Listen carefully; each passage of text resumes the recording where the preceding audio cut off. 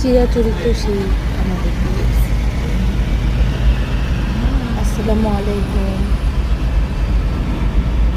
কেমন আছেন সবাই?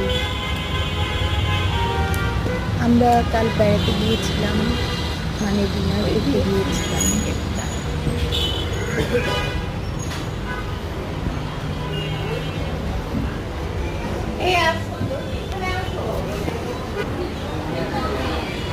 KFC-তে খেতে আমার দুই ছেলে এখনো করে।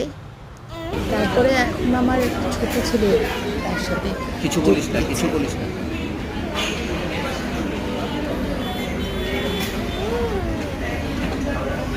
ওরা কিন্তু জমজ, আবার দুটো ছেলে দুটোই জমজ, এই যে পরে আরেকটা বোতলটা সরানো, এই বোতলটা সরানো।